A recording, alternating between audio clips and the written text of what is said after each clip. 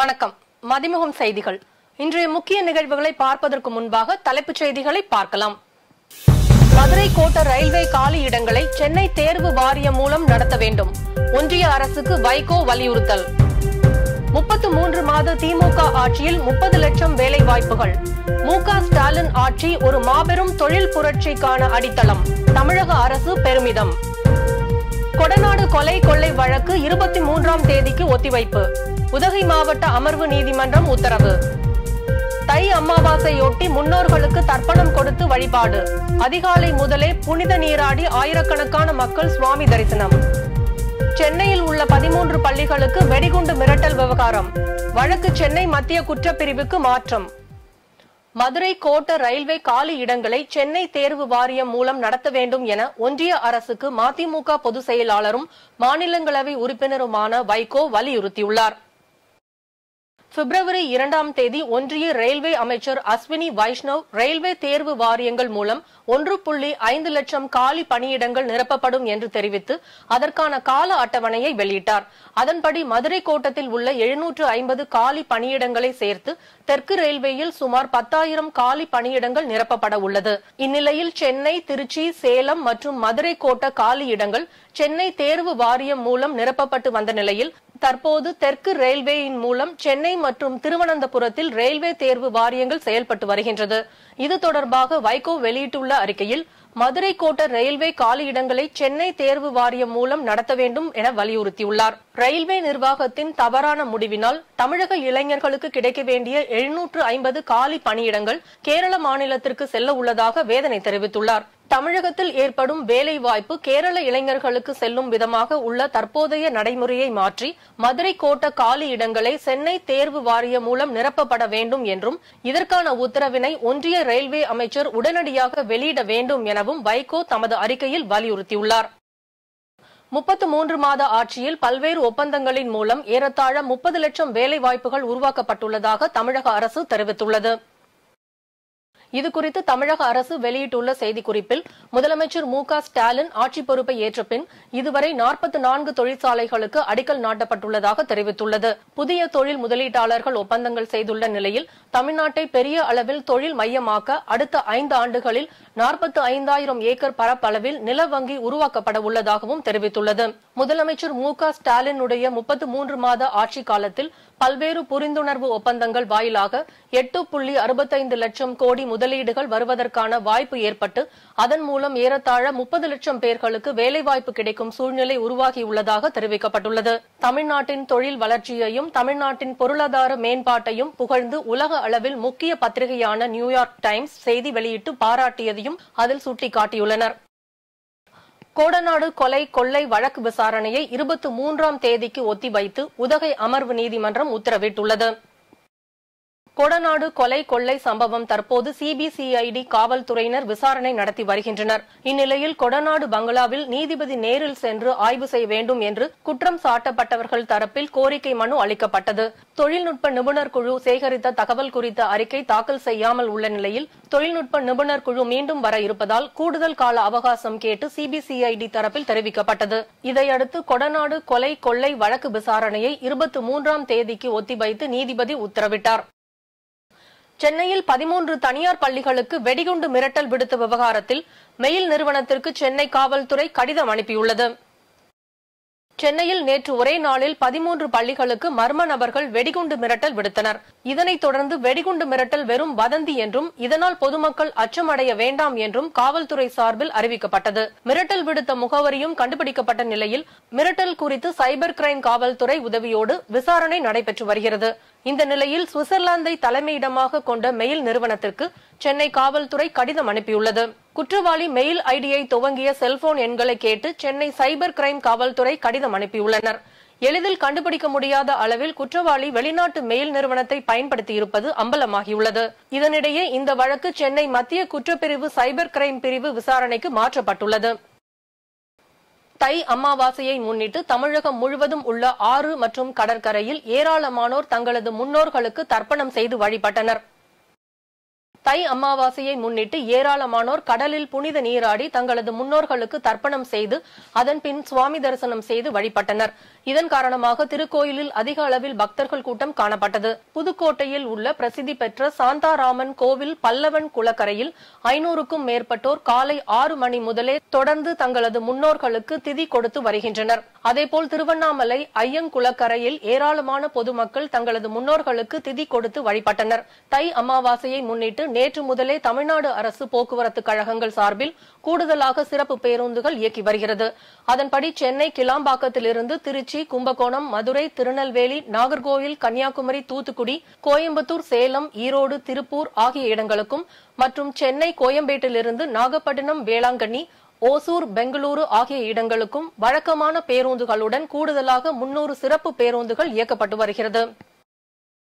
INSAT 3DS செயற்கைக்கோளுடன் GSLV F-14 rocket 17ஆம் தேதி விண்ணில் செலுத்தப்பட உள்ளதாக இஸ்ரோ அறிவித்துள்ளது. வானிலை ஆய்வுக்கான அதிநவீன இன்சாட் 3DS எனும் செயற்கைக்கோளை இஸ்ரோ வடிவமைத்துள்ளது. இது ஸ்ரீஹரிகோட்டாவில் உள்ள சதீஷ் தவான் ஏவுதளத்தில் இருந்து GSLV F-14 ராக்கெட் மூலம் 17ஆம் தேதி விண்ணில் செலுத்தப்பட உள்ளது. இதில் உள்ள 6 இமேஜிங் சேனல்கள் உள்பட 25 விதமான ஆய்வு கருவிகள் புவியின் பருவநிலை மாறுபாடுகளை கண்காணித்து வானிலை தகவல்களை துல்லியமாக வழங்கும் என தெரிவிக்கப்பட்டுள்ளது. நாடாளுமன்ற தேர்தல் மார்ச் முதல் அல்லது 2வது வாரத்தில் அறிவிக்கப்படலாம் என தகவல் வெளியாகியுள்ளது. நாடாளுமன்ற தேர்தலை அறிவிப்புக்கு முன்னதாக தேர்தல் ஆணையர்கள் மாநில வாரியாக சென்று இறுதிக்கட்ட பணிகளை ஆய்வு செய்ய திட்டமிட்டுள்ளனர். மாநிலம் வாரியாக ஆய்வுகள் முடிவதற்கு மார்ச் முதல் வாரம் ஆகும் என்பதால் அதன் பிறகே தேர்தல் தேதி அறிவிக்க வாய்ப்புள்ளது. இந்நிலையில் நாடாளுமன்ற தேர்தல் மார்ச் முதல் அல்லது 2வது வாரத்தில் அறிவிக்கப்படலாம் என தகவல் வெளியாகியுள்ளது. இதற்கிடையே நாடாளுமன்ற தேர்தலை முன்னிட்டு தமிழகத்துக்கு கூடுதல் தேர்தல் அதிகாரிகள் நியமனம் செய்யப்பட்டுள்ளனர். அதன்படி கூடுதல் தலைமை தேர்தல் அதிகாரியாக சங்கர்லால் குமாவத்தும் இணை தேர்தல் அதிகாரிகளாக ஸ்ரீகாந்த் மற்றும் அரவிந்தன் ஆகியோரும் நியமனம் செய்யப்பட்டுள்ளனர். ஈரோடு மாவட்டத்தில் 5 திருக்கோயில்களில் 4.76 கோடி மதிப்பீட்டிலான திருப்பணிகளுக்கு அமைச்சர் சேகர் பாபு அடிக்கல் நாட்டினார். ஈரோடு மாவட்டம் திண்டல் அருள்மிகு வேலாயுத சுவாமி திருக்கோயில் வளாகத்தில் 2023-2024 நிதியாண்டிற்கான சட்டமன்ற அறிவிப்புகளை நிறைவேற்றிடும் வகையில் ஈரோடு மாவட்டத்தில் 5 திருக்கோயில்களில் 4.76 கோடி மதிப்பீட்டிலான 6 திருப்பணிகளுக்கு வீட்டு வசதி மற்றும் நகர்ப்புற வளர்ச்சித்துறை அமைச்சர் சு முத்துசாமி மற்றும் இந்து சமய அறநிலையத்துறை அமைச்சர் PK சேகர் பாபு ஆகியோர் அடிக்கல் நாட்டி கட்டுமான பணிகளை தொடங்கி வைத்தனர். மதுரை தொட்டப்பநாயக்கனூரில் வரும் 12ஆம் தேதி நடைபெறும் ஜல்லிக்கட்டுக்கு இன்று முன்பதிவு தொடங்கியது. மதுரை அலங்காநல்லூர், பாலமேடு, அவனியாபுரம் ஆகிய இடங்களில் இந்த ஆண்டு ஜல்லிக்கட்டு போட்டி வெகு விமர்சையாக நடைபெற்றது. தொடர்ந்து பல மாவட்டங்களில் உள்ள கிராமங்களில் ஜல்லிக்கட்டு போட்டி நடத்தப்பட்டு வருகிறது. இந்நிலையில் மதுரை தொட்டப்பநாயக்கனூரில் வரும் 12ஆம் தேதி நடைபெறும் ஜல்லிக்கட்டுக்கு இன்று பதிவு தொடங்கியது. இன்று காலை 10 மணி முதல் நாளை காலை 10 மணி வரை காளைகளை பதிவு செய்யலாம் என தெரிவிக்கப்பட்டுள்ளது. புதுக்கோட்டை மாலையீடு அருகே மகளிர் சுய உதவி குழுக்கள் உள்ளிட்ட பல்வேறு அமைப்பிற்கு 64 கோடியே 88 லட்சத்திற்கான கடன் உதவிகளை அமைச்சர்கள் ரகுபதி மற்றும் மையநாதன் வழங்கினர்.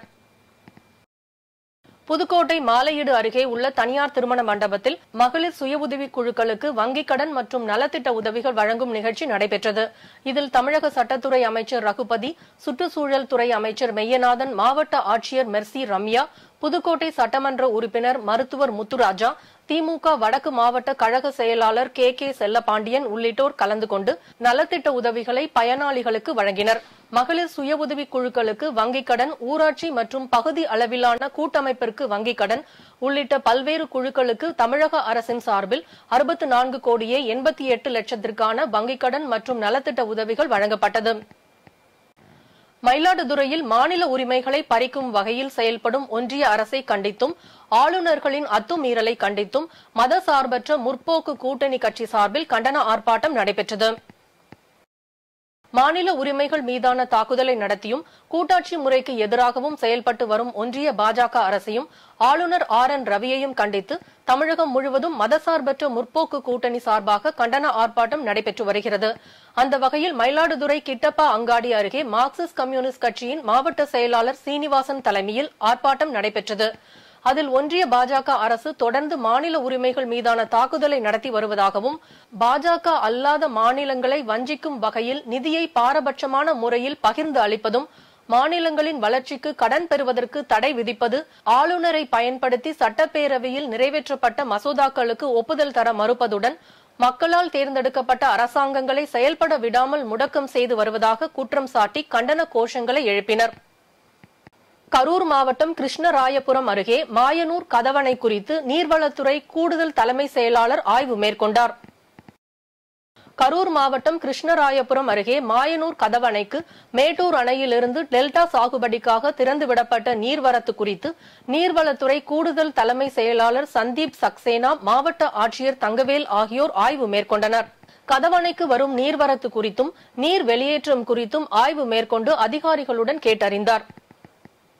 புதுக்கோட்டை மாலையிட அருகே மகளிருக்கான பேட்டரி 3 சக்கர வாகனம் வழங்கும் நிகழ்ச்சி மாவட்ட ஆட்சியர் தலைமையில் நடைபெற்றது. புதுக்கோட்டை மாலையிட அருகே உள்ள தனியார் திருமண மண்டபத்தில் மகளிர் சுய உதவி குழுக்களுக்கு வங்கிக் கடன் உதவி மற்றும் நலத்திட்ட உதவிகள் வழங்கும் நிகழ்ச்சி நடைபெற்றது. இந்த நிகழ்வில் கலந்து கொண்ட மாவட்ட ஆட்சியர் மெர்சி ரம்யா, மகளிர் சுய உதவி குழுக்கள் மூலம் செய்யப்படும் பொருட்களை எடுத்து சென்று விற்பனை செய்வதற்காக தமிழக அரசின் சார்பில் 3 சக்கர பேட்டரி வாகனத்தை வழங்கினார். இந்த நிகழ்ச்சியில் கட்சி நிர்வாகிகள் மற்றும் அதிகாரிகள் பலர் கலந்து கொண்டனர். திருவண்ணாமலையில் மூதாட்டி வீட்டின் பூட்டை உடைத்து நகையை திருடி சென்ற இளைஞரை காவல்துறையினர் கைது செய்தனர். திருவண்ணாமலை மாவட்டம் கன்னிக்கோவில் தெருவை சேர்ந்தவர் இந்திரா. இவர் வீட்டில் தனியாக வசித்து வந்த நிலையில் கடந்த சில தினங்களுக்கு முன்பு தனது மகன் வீட்டிற்கு சென்று திரும்பிய போது வீட்டின் கதவு உடைந்திருப்பதைக் கண்டு அதிர்ச்சியடைந்து உள்ளே சென்று பார்த்தபோது வீட்டில் இருந்த 8 சவரன் தங்க நகை மற்றும் ரொக்க பணத்தை மர்ம நபர்கள் கொள்ளையடித்து சென்றது தெரியவந்தது. இதுகுறித்து மூதாட்டி அளித்த புகாரின் பேரில் வழக்கு பதிவு செய்த காவல்துறையினர் விசாரணை மேற்கொண்டு வந்த நிலையில் கன்னிக்கோவில் பகுதியில் சந்தேகத்திற்கிடமான வகையில் நடமாடிய இளைஞரை பிடித்து விசாரணை மேற்கொண்டனர். அப்போது ஆரணி காந்திநகர் பகுதியை சேர்ந்த பிரவீன்குமார் என்பதும் இவர் மூதாட்டியின் வீட்டில் திருடிய நபர் என்றும் கண்டறியப்பட்டது. தொடர்ந்து அந்த இளைஞரை காவல்துறையினர் கைது செய்து அவரிடம் இருந்த நகைகளை பறிமுதல் செய்து ஆரணி நீதிமன்றத்தில் ஆஜர்படுத்தி சிறையில் அடைத்தனர். அரியலூர் ஜெயங்கொண்டம் அருகே பெண்ணிடம் தங்க சங்கிலியை பறித்து சென்ற மர்ம நபர்களை காவல்துறையினர் தேடி வருகின்றனர். அரியலூர் மாவட்டம் ஜெயங்கொண்டம் அடுத்து கோட்டியால் கிராமத்தை சேர்ந்த அன்னலட்சுமி சாலையில் சென்று கொண்டிருந்த போது இருசக்கர வாகனத்தில் வந்த மர்ம நபர்கள் அன்னலட்சுமியின் கழுத்தில் இருந்த தாலி சங்கிலியை பறித்துவிட்டு அவரை கீழே தள்ளிவிட்டு சென்றுள்ளனர். இதனைத் தொடர்ந்து இச்சம்பவம் குறித்து ஆண்டிமடம் காவல் நிலையத்தில் அளித்த புகாரின் பேரில் காவல்துறையினர் வழக்கு பதிவு செய்து செயின் பறிப்பில் ஈடுபட்ட மர்ம நபர்களை தேடி வருகின்றனர். மதுரை மாவட்டம் பரவை பேரூராட்சி பகுதியில் சாலை வசதி, குடிநீர் வசதி உள்ளிட்ட அடிப்படை வசதிகளை செய்து தரக்கோரி மாவட்ட ஆட்சியர் அலுவலகம் முன்பாக பொதுமக்கள் தர்ணா போராட்டத்தில் ஈடுபட்டனர். மதுரை மாவட்டம் பரவை பேரூராட்சியில் அடிப்படை வசதிகள் செய்து தரக்கோரி அப்பகுதி மக்கள் குடும்பத்துடன் மாவட்ட ஆட்சியர் அலுவலகம் முன்பாக அமர்ந்து தர்ணா போராட்டத்தில் ஈடுபட்டு வருகின்றனர். கடந்த 10 ஆண்டுகளாக தங்கள் பகுதியை எந்த அரசியல்வாதிகளும் கண்டுகொள்ளவில்லை என்றும் அடிப்படை வசதியும் செய்து தர வேண்டி பலமுறை மனு கொடுத்தும் எந்தவித நடவடிக்கையும் இல்லை எனவும் குற்றம் சாட்டியுள்ளனர். எங்க தெருவுல இருந்து பல இடம் நாங்க போராட்டத்துக்கு போயிட்டோம். கலெக்டர் மேடம்கிட்ட மட்டும் நாங்க 2-3 இடம் வந்து நாங்க மனு கொடுத்திருக்கோம். ஆனா எங்களுக்கு சரியான ரெஸ்பான்ஸ் கிடையாது. அதனாலதான் இப்ப நாங்க இங்க வர்றதுக்கு காரணமே வந்து அந்த ரெஸ்பான்ஸ் இல்லாததுனாலதான். இப்ப ஒரு மழை பெஞ்சுச்சுன்னா இன்னைக்கு எங்க குழந்தை இன்னைக்கு ஒரு நாள் தான் லீவ் போட்டுருன்னு கிடையாது. மழை பெஞ்சு தண்ணி தேங்கினா எங்க பிள்ளைய 1 வாரம் 10 நாள் கூட ஸ்கூலுக்கு போகாம இருந்திருக்காங்க. எங்க ஸ்கூல்ல கேட்டு விட்டுருக்காங்க, நேர்ல வந்து பாத்துருக்காங்க. ஆனா கலெக்டர் மேடம் வந்து ஒரு தடவையாவது எங்க இதை வந்து எங்க ஏரியால நேரடியா வந்து கலந்தாய்வு பண்ணி எங்களுக்கு சரியான தீர்வு எழுத்துப்பூர்வமா கொடுக்காத வரையில நாங்க இந்த போராட்டத்தை கலைக்க மாட்டோம். ஏன்னா எங்களால போராட முடியல. எத்தனை வருஷமா நாங்களும் போராட்டது. எங்களுக்கு வந்து ப்ராப்பரா நாங்க எல்லாமே வச்சிருக்கோம். ஏதாவது ஒண்ணு இல்லாட்டினாலும் பரவாயில்ல, பட்டால இருந்து அப்ரூவல்ல இருந்து எல்லாமே ப்ராப்பரா வாங்கிதான் வீடு கட்டி இருக்கிறோம். ஆனா இன்னைக்கு ஒவ்வொரு வீட்லயுமே டெங்கு காய்ச்ச வந்து பாருங்க, எல்லாமே நோய். அவ்வளவு கழிவு நீர் போறதுக்கு ஒரு வாய்க்கால் கிடையாது. பாதாள சக்கரமும் கேட்கல. நாங்க இந்த கழிவு நீர் போறதுக்கு எங்களுக்கு வாய்க்கால் கூட கிடையாது. இன்னும் எங்களுக்கு வந்து சொல்ல போனா எங்களுக்கு அடிப்படை வசதிகள் எதுவுமே கிடையாது. குடிநீர் வாய்க்கால், குடிநீர் தண்ணி வசதி கிடையாது. எங்களுக்கு தார் சாலை கிடையாது. குண்டும் குழியுமா இருந்து இப்ப எல்லாம் ஒருத்தர் ரீசெண்டா இறந்திருக்காரு அந்த பள்ளத்துல விழுந்து. ஒரு ஆம்புலன்ஸ், ஒரு அவசரம்னா வர்றதுக்கு ஒரு ஆம்புலன்ஸ் கூட கிடையாது. எங்களுக்கு தயவு செய்து வந்து எங்களுக்கு அடிப்படை வசதிகளை செய்து தரணும்னு நாங்களும் எல்லா அதிகாரிகளையுமே பார்த்துட்டோம்.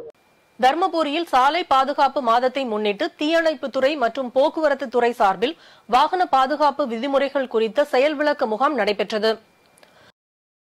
தர்மபுரி மாவட்டம் பாலக்கோட்டில் தனியார் பள்ளி ஓட்டுநர்களுக்கு வாகன பாதுகாப்பு மற்றும் போக்குவரத்து விதிமுறைகள் குறித்த செயல் விளக்க முகாம் மோட்டார் வாகன போக்குவரத்து ஆய்வாளர் வெங்குடுசாமி மற்றும் தீயணைப்பு ஆய்வாளர் செல்வம் தலைமையில் நடைபெற்றது.